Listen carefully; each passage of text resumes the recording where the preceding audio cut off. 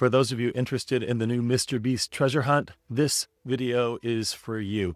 I'm going to walk you through 10 observations about this treasure hunt that can help you get a lay of the land and to maybe even get a little bit of an advantage in the treasure hunt. Either way, I think you'll find it interesting. But before we get into that, let me give you a little bit of background of where you are. This is the Bull and Thread channel, where we're all about problem solving, decision making, logical fallacies, cognitive biases, and discovering those literal and metaphorical treasures. In fact, it wasn't long ago that I made a video with a series of predictions about what I thought would happen in the year 2026. And one of the things that I said was, I see a significant trend that's developing here. There's a cultural movement around the treasure hunt motif and design, escape room design, and different kinds of things of that sort, alternate reality games. So just at the beginning of 2026, I made a prediction that there would be at least 2 new treasure hunts with a 7-figure or larger reward for the winner. And I didn't expect it would come about this quickly, though. We're only in the first couple of months of 2026 at the time of recording this video, and we've already had 2 7-figure treasure hunts announced, and perhaps there will be more. In fact, we had 2 announced during the Super Bowl. So let's go ahead and dive in to the MrBeast treasure hunt. For those of you familiar with my channel, you already know a little bit of what to expect in this video. For those of you who don't, stay with me because I approach this as an ethnographic researcher and a participant, observer, treasure hunter myself, someone who's fascinated with game design and game principles. And so I bring a little bit of an academic slant to this, but I hope you find it interesting and accessible. I'm not going to throw out a whole bunch of abstract philosophies or theories, but I do study this. I actually look at this as an ethnographic researcher who likes to study different cultures and contexts. My background, in fact, back in the early 90s, I studied hacker and cracker culture. I studied the Branch Davidian online communities that emerged after the David Koresh incident in terms of religious movements online. I've studied all sorts of different movements, and over the years, I've applied those skills to all sorts of things, futures and forecasting and trend analysis for different companies and organizations. And then I got into the learning experience design and then game design movement, and I've done consulting for a lot of organizations over the years. I don't consider myself to be an expert in all of these areas, but I'm definitely a deeply curious and committed student. So let's go ahead and dive in. Here are 10 observations about the new MrBeast treasure hunt. The first one is, I want to note, in contrast to one of the treasure hunts that's very well known right now, is the John Collins Black There's Treasure Inside treasure hunt. And this MrBeast treasure hunt is very different from it. And one of the fundamental differences is, note that the John Collins Black treasure hunt, it was designed by a lone designer, a Lone Ranger designer. The MrBeast treasure hunt is a team-based design and is tapping into world-class experts in treasure hunt design. Now, I had a video on the John Collins Black treasure hunt, and a number of people thought that I was criticizing John Collins Black by saying that he was not a professional game designer, and they thought that was some kind of slight on him. I wasn't saying that at all. I was just noting that there are different styles that emerge from a Lone Ranger individual designer and a team-based approach to a design. You're going to see different stylistic elements in the game design that you'll note. There tend to be things that are much crisper in a team-based design because you have a lot of checks and balances that happen in the process. You have many people editing. Doesn't mean that everything will go perfect. That's pretty uncommon in a treasure hunt design, a large-scale design of sorts. There will always be some unexpected things because you just don't know how people are going to play the game that you design. You can even set up rules and processes, but people will do what they want with it in some ways, and there will be a lot of unexpected elements to it. And that will be true in a team-based design. But I just want to note that this MrBeast treasure hunt is a team-based design with lots of reviews and eyes on it. Not that it's perfect, but it is a completely different game design approach from something like that Forrest Fenn or John Collins Black, again, who did it as a Lone Ranger designer. And the second point that I'll note is building off of that is this really excited me. From the things I've been reading about the MrBeast treasure hunt, Lone Shark Games was involved in this design. And if you are someone who geeks out about puzzle craft and puzzle design and game design, you know the name of that group. Lone Shark Games involved a guy named Mike Selinker. And I don't actually know how to pronounce his last name. So Mike, if you ever watch this, I'm sorry. I just know you from your work and I'm impressed with it. It's amazing. And you're a brilliant game designer. So Mark Selinker literally wrote the Bible on puzzle craft and game design, the seminal work. I've referenced it in some of my other videos. It's an incredible book and it's hard to get a hold of and it costs a little bit of money, but it is well worth the investment. And my guess is that because Lone Shark Games was involved and there's a little bit of the fingerprint of Mark Selinker on this MrBeast treasure hunt, if you get that book, it literally goes through the different kinds of puzzles and riddles and ciphers and other things like that people use in games. So my guess is that if you look at that book, it will give you tips on how to solve the very kinds of puzzles that are used in the MrBeast treasure hunt. So the name of the book again is called Puzzle Craft, the Ultimate Guide on How to Construct Every Kind of Puzzle. So it's actually written for the puzzle designers. It is a little bit of a read. It's the kind of thing where I will read a couple of pages over and over and over again, and it's actually written for the designers more than the game players. But if you read it as a game player, it will help you get in the mind of world-class game and puzzle designers. So that's a second piece that I think is really worth noting. The third one is, what kind of game are we playing here? And we are playing, it is clearly a contemporary but classic treasure hunt design using a series of riddles and ciphers, but it's a particular kind that we sometimes call a black box progression. It can sometimes be called a blind validation game. So what this means is there are a series of clues, a series of puzzles, and you're going to have to solve each one of them, but it doesn't necessarily tell you if you got one puzzle right before you have to go to the next one. So you're going to have to solve a series of puzzles, and you don't have any validation as to whether or not you got each of those correct. But something from each of those puzzles will be necessary for you to have the code to put in at the end of this treasure hunt to get the answer. And that's a particular kind of game. It promotes a thing that they talk about in the psychology of game design as a delayed gratification or a postponed gratification game design. It's less of that immediate dopamine fix where you're playing the game and immediately you get it and you have that aha moment and you're excited and then you're motivated to go on and do another one and then another one. So you get one clue and then that maybe leads you to the next clue. That's a classic clue chain treasure hunt. This is not, to the best of my knowledge, a classic clue chain treasure hunt. Now, I could be mistaken on that. There could be some kind of clue chain element where solving one could give you a little hint or a clue or an advantage to the next one.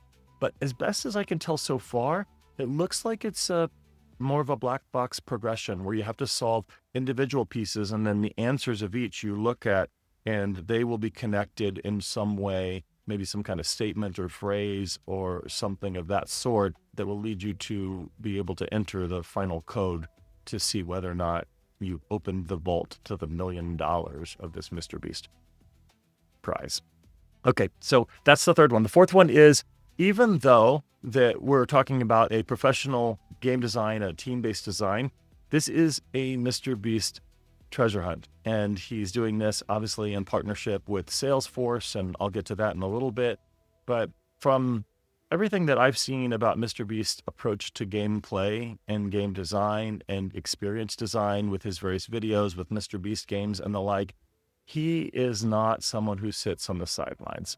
He's someone who loves the experience of coming up with a crazy idea and trying to make it happen and being part of the ideation. And even if you've seen some of the documentaries or the behind the scenes videos about how he works and how he plans things, he'll be sitting down with a team of people and he'll throw out some outlandish idea and the team then has to rally around to help make it happen. And then maybe he'll double down on the idea and make it even larger than it was before. Let's build 50 homes in this part of the world. And then all of a sudden, hey, why don't we make it 100 homes?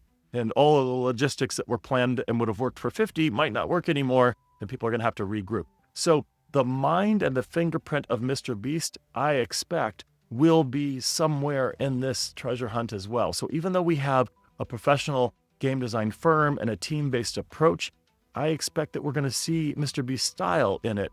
I think it's interesting, though, because if you were looking at something like the Forrest Fenn treasure hunt or the John Collins Black treasure hunt, a profile, a psychological profile of that one person is super important, because that's the sole designer. And the more you get to know the mind of that sole designer, the greater insight you have into what kinds of puzzles and clues were created and how that person might think. So you have to think their thoughts after them in order to make progress in the treasure hunt. But this one, I'm not sure about that. I'm pretty confident that there will be some stylistic elements that are very much MrBeast, but I'm not sure if simply thinking about how MrBeast would think about this will actually help you a ton. I think there are some stylistic elements that you could certainly keep in mind, and I'll maybe make reference to a little bit of that as we go through this video. But I would say that it's different because it's a team-based approach. So it's not as much just get to understand the mind of this one person, and then you'll have your path to opening the vault and getting all the clues. I don't think it's quite as strongly connected as it is in some of those other Lone Ranger treasure hunts that are out there.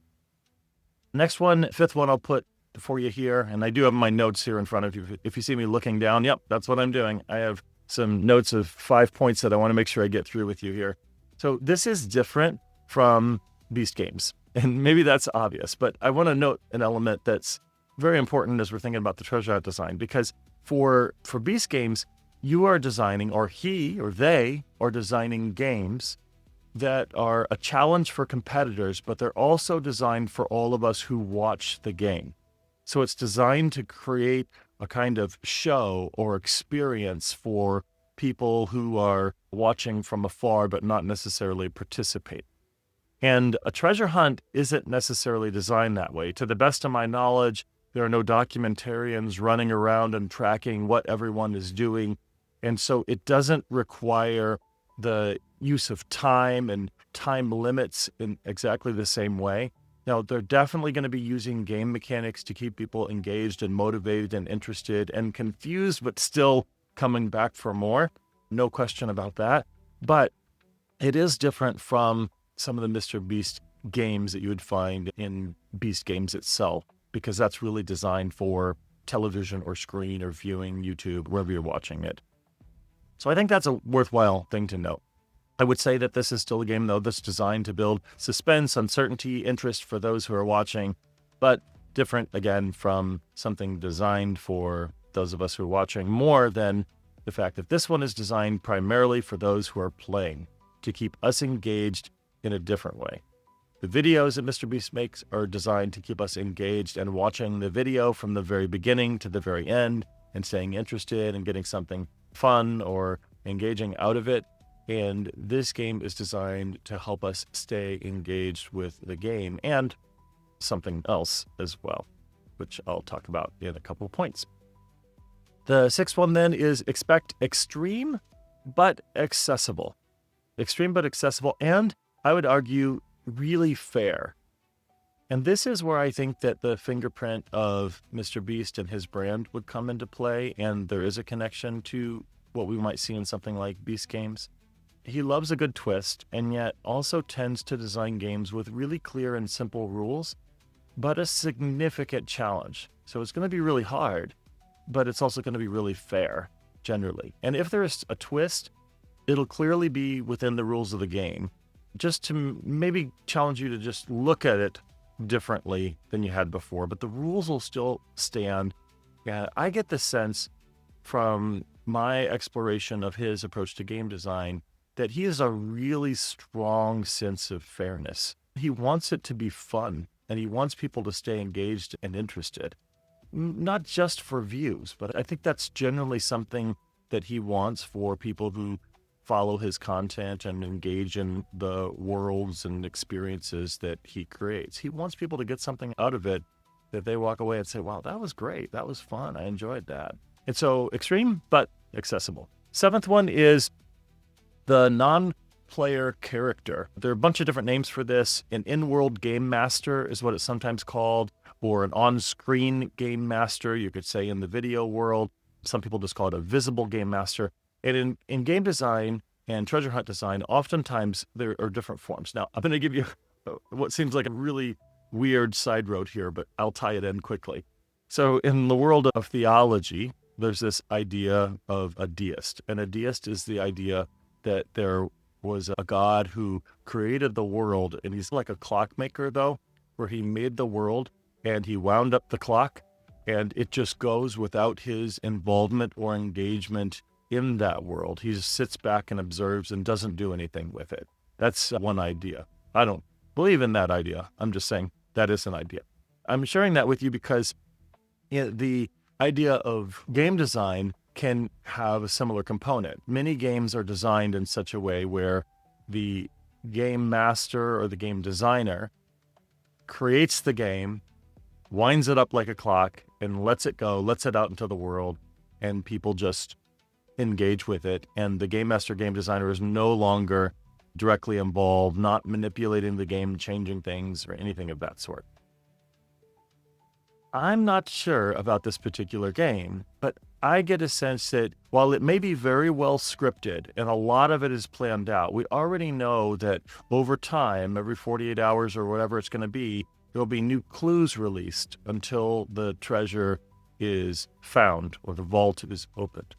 And I get a sense, I would guess, and again, I could be wrong on this one, that there is a team of people that are watching the game, that there are people who are involved in shaping the game or observing and monitoring and seeing how things are going. I don't know if they're not going to change the rules of the game, but there might be people doing things who are in-game characters who are not players of the game.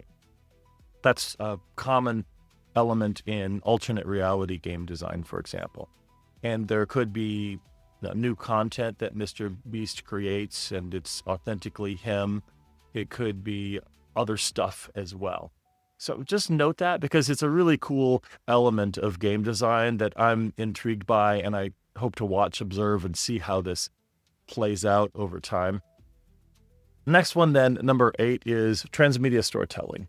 So there's a guy named Henry Jenkins, a media scholar I really get into. I told you I wasn't going to geek out about theories and philosophies a lot. I'm using a few terms here and there, but I hope you find them interesting. Transmedia storytelling is this idea you pick a story and you tell it across multiple modalities or mediums. So imagine that you have a movie, like the Spider-Man movie, and then the story carries over into comic books, or maybe it starts in comic books and it carries over into movies, and then it turns into a video game. And there's a whole world or an ecosystem around this Spider-Man world. And one of the things that became very popular in alternate reality game design, and it's very popular in treasure hunt design as well, is that you are traveling to different mediums and places for different parts of the game. So it's not all bound in one single location. There's not one board for the game and all of the moves and plays are right on that board. Instead, some of it will be in YouTube, some of it will be on a website, some of it will be in another place. You're traveling, transmedia, you're traveling across media to participate in this game. That is such a fun and fascinating approach to game design that I'm really intrigued by. Now, let me contrast this again to the John Collins Black There's Treasure Inside. That's transmedia to some extent as well. So John Collins Black has the book, which is the primary collection of clues, and then the clues are out in the world. Now, what people don't know is whether or not there are other mediums as well. Like, are there fictional websites that were created with clues or other elements? It's possible. I don't know. But in this game, in the MrBeast treasure hunt that we're talking about here, it's absolutely explicitly stated that this is transmedia. And it doesn't necessarily tell you what all of those will be.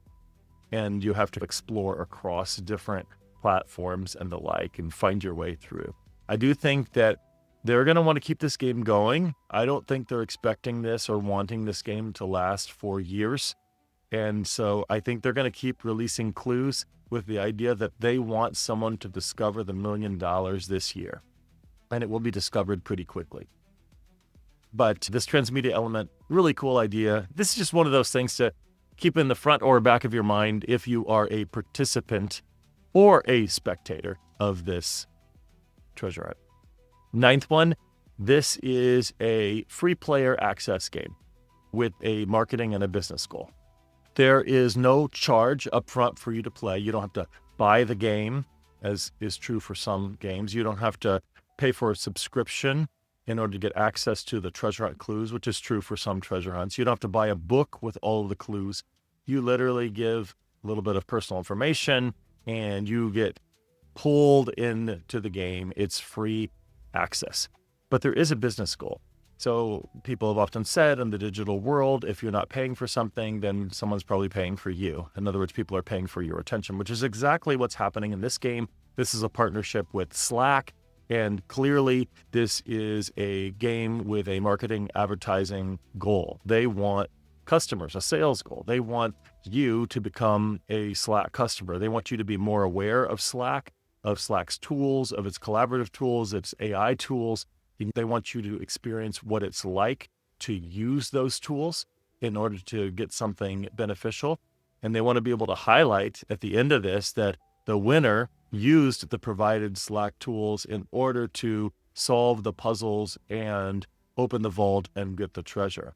I mean, what better motive to say, hey, Slack is worth using than to show how someone used it to win $1 million treasure hunt? So there's clearly that business goal that's in this, and that's a good thing just to keep in mind and to note. I don't consider that to be a problem. Some people think that's like an ethical issue or something. Well, no, games always have costs. Game designers put time and money into things. When you play a board game, you buy that board game. People don't get offended that you have to buy the board game in order to play it. And that's true with a lot of these things. But it is nice in the digital world for us to be aware of the fact that we are, as participants, and even those who are spectators and engaging, we are actually, in a way, the product in a game like this, where our attention is being sold to Slack so that Slack gets a chance to earn our business.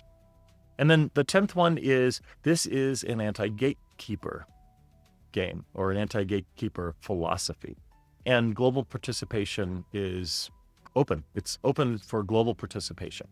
I get a sense that this game is designed so that a 14-year-old in his basement can figure it out and be the $1 million winner. And so that makes it really accessible. It doesn't require you to have a whole bunch of esoteric knowledge. It's going to be puzzle and riddle games that are challenging, but that are achievable by anyone who puts the time, energy, and effort into it. So those are my 10 insights about this new MrBeast treasure hunt. I hope you find them interesting. I'd really look forward to your comments. What do you see about this game design and the elements of this new game design that intrigue you? And put those in the comments, or if you have questions about anything that I shared, I'll give it my best shot to try to respond to you.